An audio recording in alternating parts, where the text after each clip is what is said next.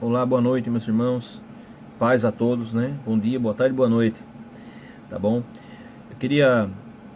Faz tempo que eu não faço vídeo, né? Mais uma vez que eu espero muito tempo para fazer.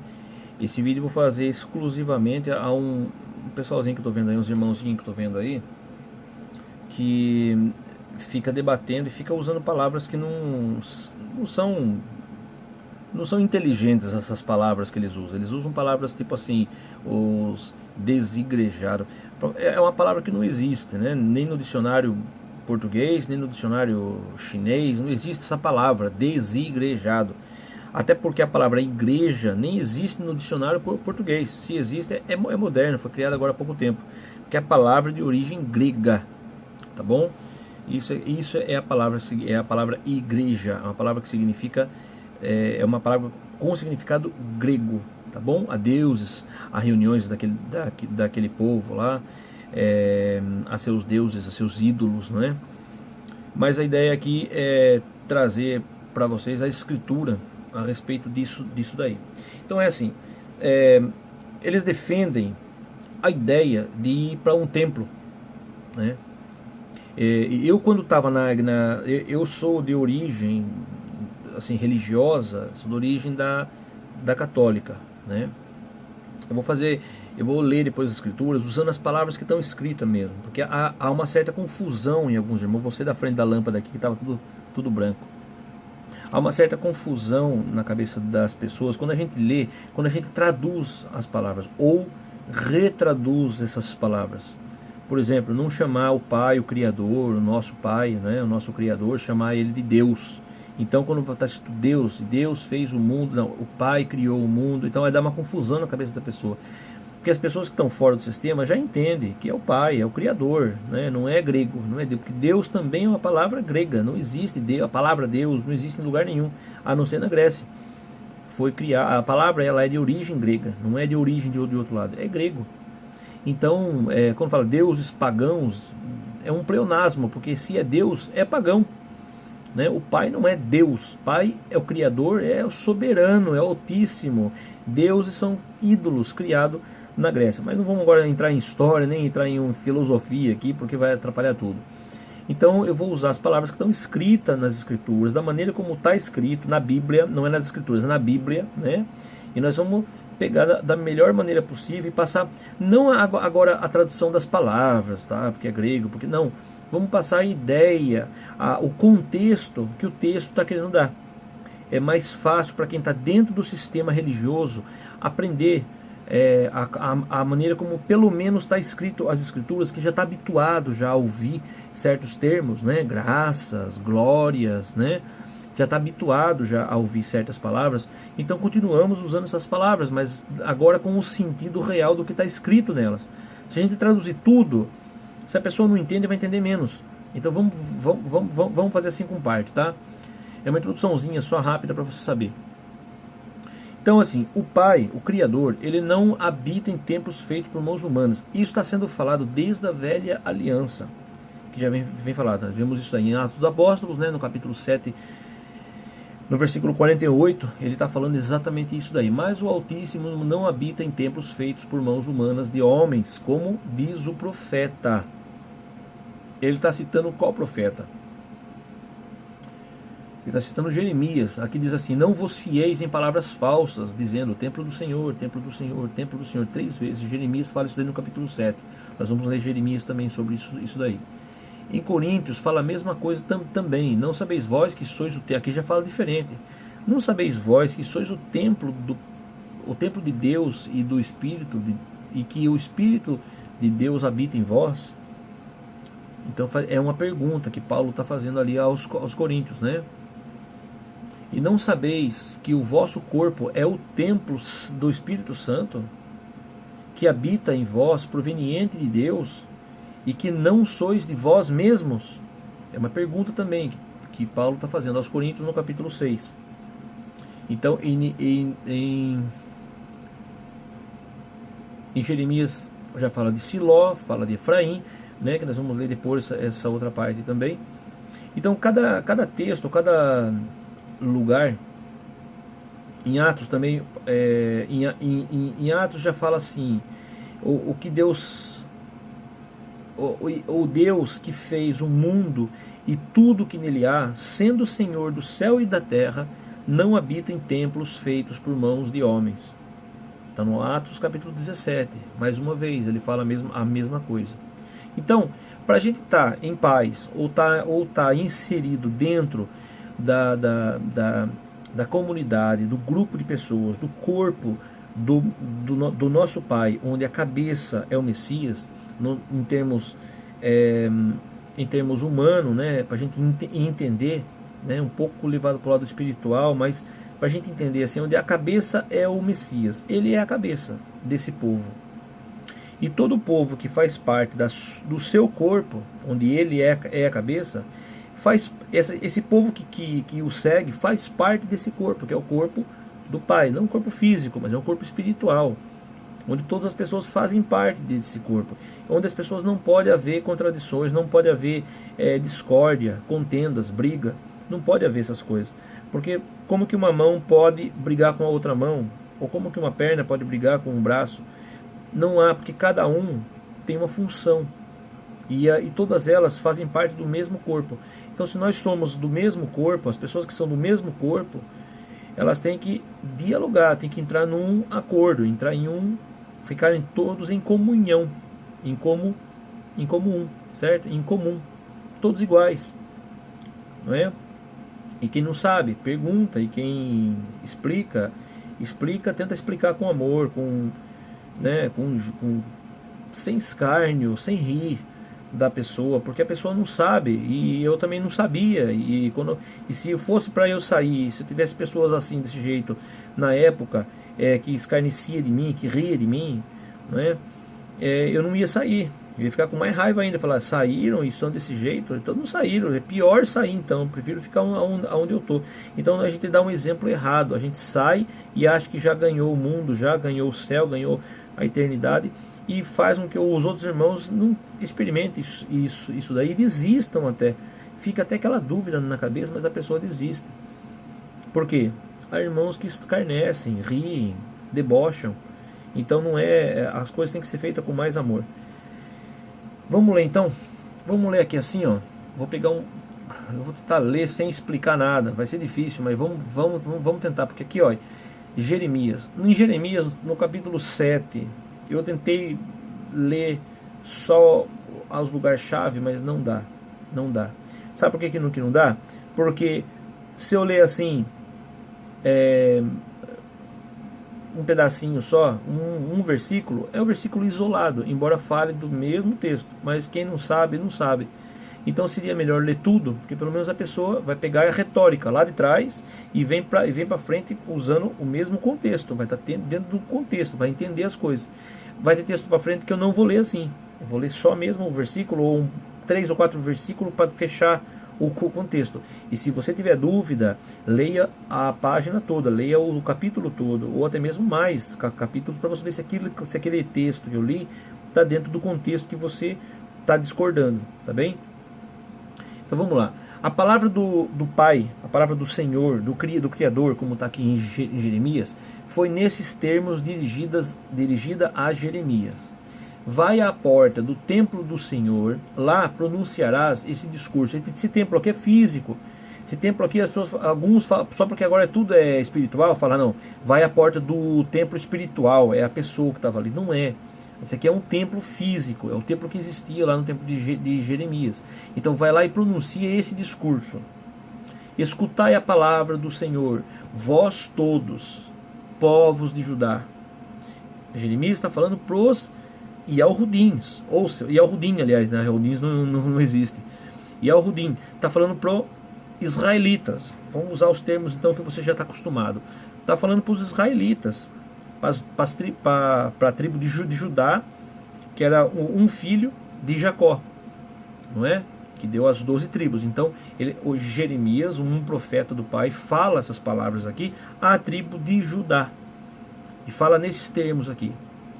Vós todos, povos de Judá, que entrais por estas portas para vos prosternar diante dele. Eis o que diz o Senhor dos exércitos, o Deus de Israel, É o pai, tá? Não vamos cair naquela outra história lá, não, senão vai atrapalhar tudo aqui. É o pai. Então Jeremias, um profeta do pai, do Criador, fala isso daí. Reformai vosso procedimento e de maneira de agir. Eu vos deixarei morar neste lugar. Vós não fieis em palavras enganadoras, semelhantes a estas. Templo do Senhor, templo do Senhor. Aqui está o templo do Senhor. Templo de barro. Esse aqui é o templo do Senhor, olha. Não fieis em palavras assim. Isso são palavras, não é de Jeremias, pela sua cabeça. É do Pai. O Pai falou as palavras pela boca de Jeremias. Não fieis nas pessoas que dizem isso. Se reformardes vossos costumes e modos de proceder, se verdadeiramente praticardes a justiça, se não oprimirdes o estrangeiro, como fazia o povo lá de Sodoma, Gomorra, Adimá, Zeboim e Adimá, o órfão, a viúva, se não espalhardes nesse lugar o sangue inocente e não correrdes para a vossa desgraça atrás dos deuses alheios, então permitirei que permaneçais neste lugar, nesta terra, que dei a vossos pais por todos os séculos. Vós, contudo, vos fiais em fórmulas enganadoras, de que nada vos servirão. Meus irmãos que estão dentro desses templos, dessas denominações inventadas por homens, vocês estão se enganando com fórmulas enganadoras, que de nada servem. Roubais, matais, cometeis adultério, prestais juramentos falsos, ofereceis incenso a Baal, a deuses estranhos, e procurais deuses que vos são desconhecidos. E depois vindes apresentar-vos diante de mim, nesta casa, em que foi invocado o meu nome, e exclamais: estamos salvos, para em seguida recomeçar a cometer todas essas abominações. É por acaso a vossos olhos uma caverna de bandidos, esta casa em que meu nome foi invocado? Também eu vejo. Palavras, oráculo, né, do Senhor, Jeremias, o pai falando pela boca de Jeremias. Ide, portanto, à minha casa de Siló, onde a princípio habitou o meu nome, e vede o que lhe fiz por causa da maldade do meu povo de Israel. E agora, porque tendo-vos já continuamente advertido, não me atendes. Vou fazer da casa em que foi invocado o meu nome, e na qual depositastes a vossa confiança, desse lugar que vos dei assim como a vossos pais, o que fiz a Siló, e vos repelirei da minha presença, assim como repeli vossos irmãos, a raça inteira de Efraim. Quanto a ti, não intercedas por esse povo. Aqui está falando para Jeremias. Quanto você, Jeremias, não interceda por esse povo. Não ergas em favor dele queixas ou súplicas, e não insista junto de mim. O pai falando para Jeremias: não insista para mim, porque não te escutarei. Não vês o que faz ele nas cidades de Judá e nas ruas de Jerusalém? Os filhos juntam lenha e os pais acendem o fogo, e as mulheres sovam a massa para fazer tortas destinadas à rainha do céu. Aqui está mais para católico do que para evangélico, hein? Depois fazem libações a deuses estranhos, o que provoca a minha ira. Está com dúvida? Leia o resto de Jeremias no capítulo 7. Na verdade, leia o livro todo. O livro de Jeremias é lindo, é um espetáculo. É lindo. Se você conseguir abrir os olhos espirituais para entender. Eu vou continuar aqui.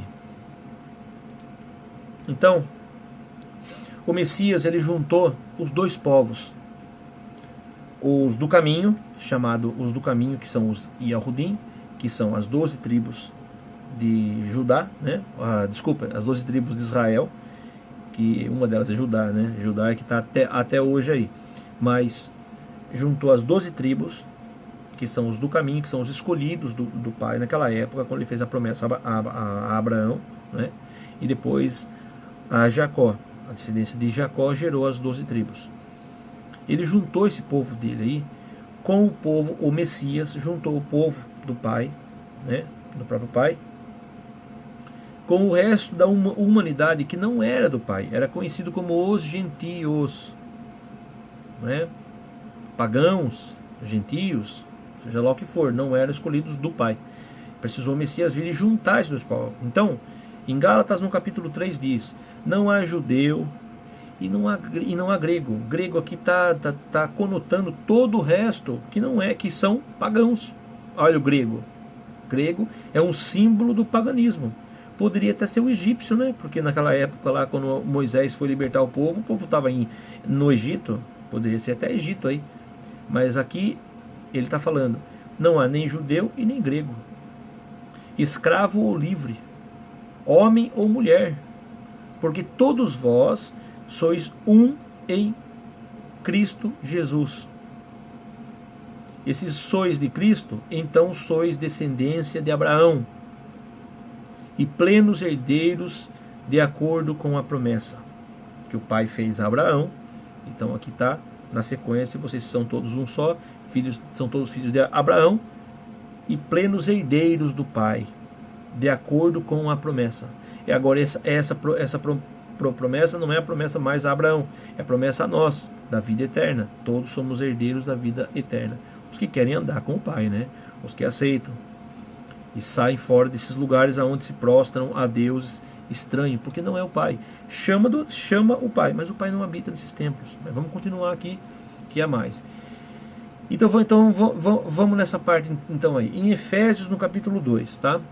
Eu estou tentando ler o contexto todo, mas se você tiver com dúvida, eu estou falando aqui os lugares que estão, para você ler tudo, e depois quem tiver que refutar, refuta dentro das escrituras, que não há refutação, né? Os vídeos que eu faço não é um vídeo que eu pego para fazer de última hora e saiu. Aqui tem muita coisa, tem muita história. Eu não vou pôr tudo hoje, porque o vídeo já está grande, tem 17 minutos já. Eu vou tentar agora ler o mais rápido possível aqui, pelo menos da maneira mais simples possível para você poder entender. Por isso lembrai-vos que outrora vós, gentios em carne, por isso lembrai-vos que outro tempo, os gentios em carne, que sois chamados incircuncisão, pelo que é chamado circuncisão em carne, feita por mãos, estáveis naquele tempo sem Cristo, alienados da comunidade de Israel e estranhos às alianças da promessa, não tendo esperança e sem Deus no mundo. Dá para entender ou não? Ou seja, as pessoas que eram circuncidadas por mãos. A circuncisão era feita a homem, não homem só, né? Então era um símbolo, essa circuncisão, que era aquele que era circuncidado ao Pai, ao Criador. Ele era um sacrifício, era um voto ao Pai. Então, ao Criador, a Deus. Eu falei que ia falar as palavras aqui, mas é para você entender, tá? Ao Criador, ao Pai, era voltado ao Pai. Só uma sombra, porque isso aqui é a velha aliança. Fala da velha, não é velha aliança. Aqui é nova aliança, aqui é os Efésios, né? Paulo está falando aos Efésios ali, ao povo de Éfeso, não é? Então mas agora, em Cristo Jesus, vós que antes estáveis longe, vocês que estavam longe, não vocês que estão assistindo aí, vocês lá, os gentios que estavam longe, vos aproximastes pelo sangue de Cristo, porque ele aproximou todos. Pois ele é a nossa paz, ele que dos dois povos fez um e derrubou o muro da separação, a inimizade que havia entre gentios e os do caminho, que eram as tribos de Israel, tendo abolido na sua carne a lei dos mandamentos, contidos em ordenanças, para que dos dois ele criasse em si mesmo um homem novo, fazendo assim paz, e reconciliasse ambos em um só corpo com Deus, mediante a cruz, tendo por ela, pela cruz, matado a inimizade. Vindo, evangelizou paz a vós, que estáveis longe, e paz aos que estavam perto. Paz para quem estava longe e paz para quem estava perto. Pois por ele mesmo, por ele temos ambos a nossa entrada ao Pai em um espírito. Aquele povo lá era pagão, era um povo gentio, e Paulo foi falar a esse povo exatamente isso daí. Vocês e eu temos agora uma entrada ao Pai em um mesmo espírito. Assim, pois, não sois mais estrangeiros e peregrinos, antes sois concidadãos dos santos e membros da família de Deus. Olha que coisa linda. Edificados sobre o fundamento dos apóstolos e profetas. Fundamentos. Não é os apóstolos, não são os profetas que salvam, que uniu. É os fundamentos dos apóstolos e profetas, sendo a principal pedra angular o próprio Cristo Jesus aqui. Ele que é a própria pedra angular. Paulo não contradiz nenhuma palavra do Messias e nunca se coloca acima dele. Pelo contrário, se faz sempre humilde, se faz sempre abaixo, mas fala com postura. Por isso que o sistema religioso odeia ler as cartas de Paulo na íntegra, porque ele detona o sistema religioso completamente, no qual cada edifício bem conjuntado cresce para ser um templo santo no Senhor. Esse edifício bem conjuntado não é um templo de pedra, porque a palavra está blasfemada também. Um templo santo no Senhor. Somos nós, a casa do Pai. Esse templo somos nós, no qual também vós sois edificados para uma habitação de Deus no Espírito. Eu não precisei nem falar, o próprio texto já está falando. Eu vou confessar que eu não li esse texto todo, tá? No qual vós sois edificados para uma habitação de Deus no Espírito. Nós somos a casa, nós somos a morada do Pai, a morada do Espírito do Pai. Em Hebreus, no capítulo 10, agora, vai confirmar isso daí, certo?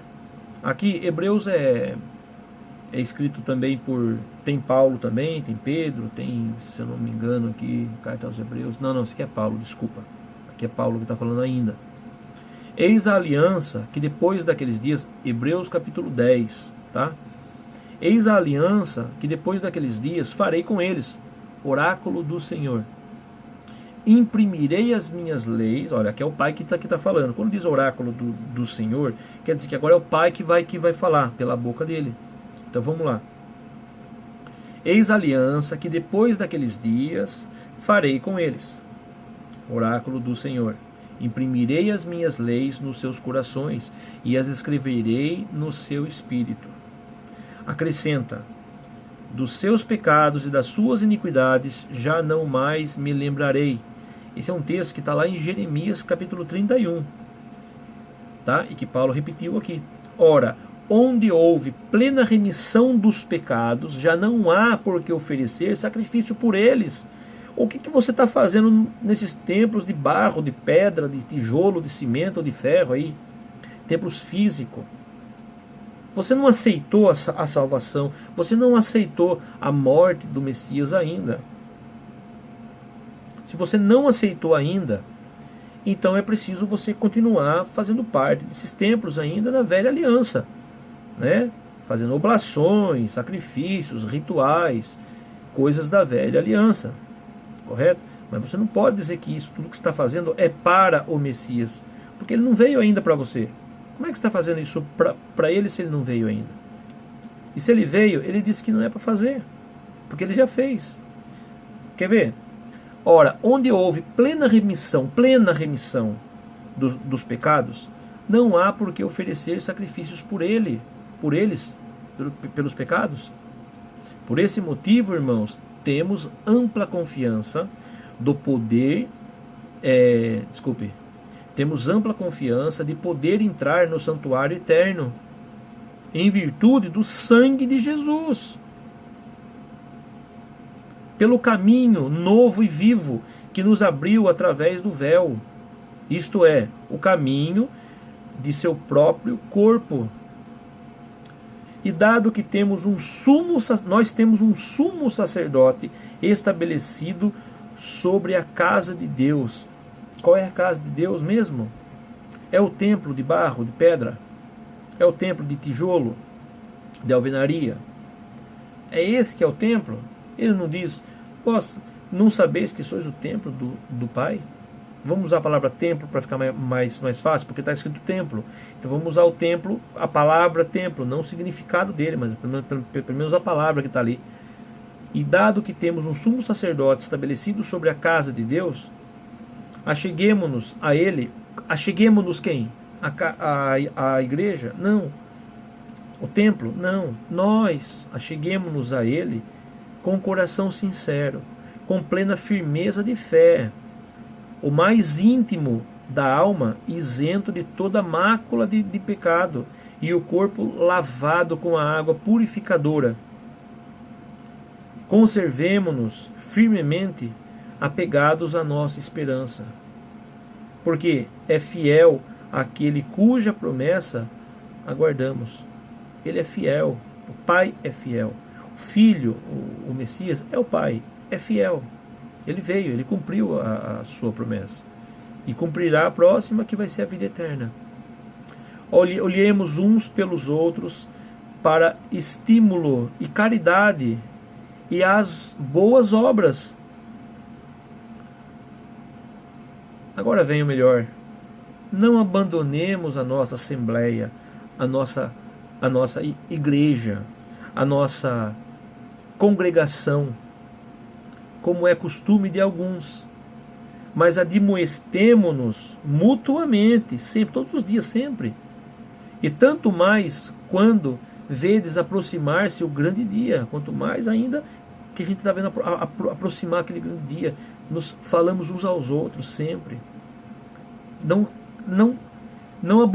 abandonar essa congregação que o Messias fez, de unir os dois povos num só. Ele congregou os Yahudim com os gentios, num só corpo, num só povo. Agora não abandone esse corpo. Continuação.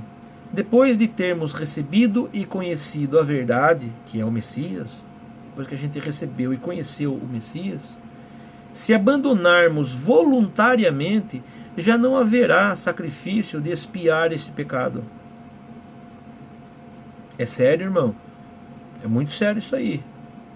Depois que a gente conheceu, agora vai abandonar o Messias e voltar à velha aliança, a templos? Vamos voltar a essas coisas antigas? Só teremos que esperar um juízo tremendo e o fogo ardente que há de devorar os rebeldes. Irmão, não seja rebelde. É rebeldia.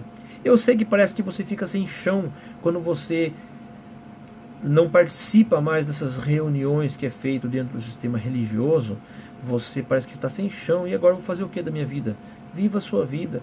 Cuida dos seus filhos, cuida da sua esposa, cuida do seu irmão, cuida da sua mãe, cuida do seu amigo. Então, você tem que ter amigos. Se você não tiver família, pelo menos um amigo você tem.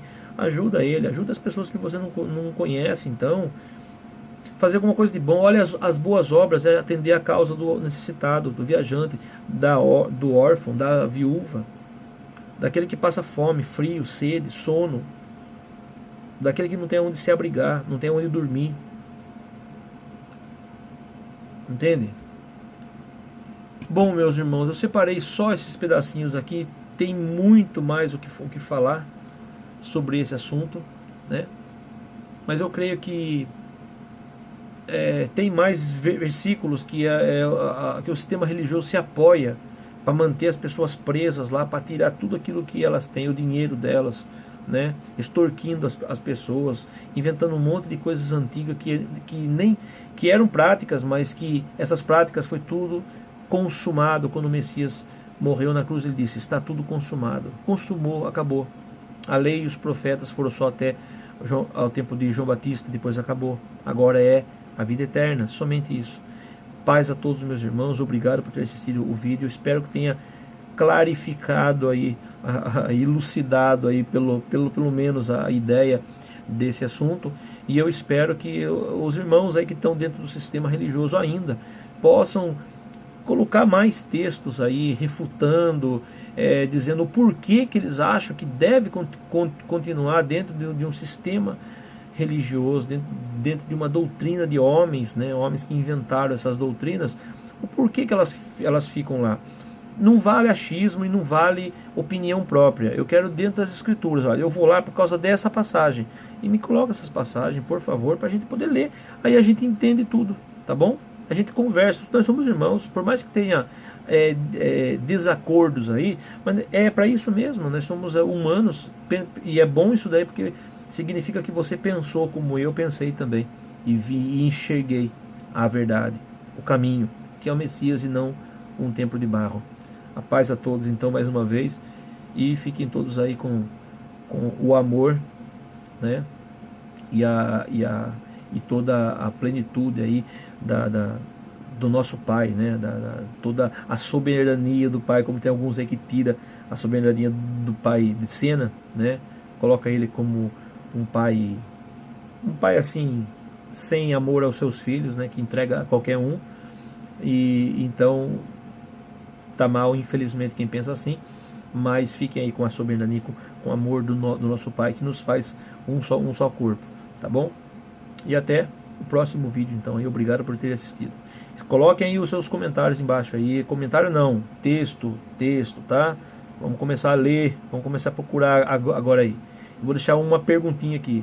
Por que você continua participando dos rituais em templos? Serve para qualquer templo, tá bom? Pode ser católico, pode ser protestante, católico protestante. Vamos colocar nomes aqui aos bois aqui, vai lá. Católicos protestantes, hinduístas, budistas e tudo mais. Shivaístas, tá bom? Vamos tentar abranger todos as doutrinas dos homens aí que foi criado. E põe para mim embaixo, não é o que você acha, ou a sua opinião. Como estamos falando das coisas do Pai, coloque embaixo aí os textos que faz com que você acredite que é por causa desse texto que você deve continuar participando desses rituais em templos feitos por mãos humanas. Tá bom?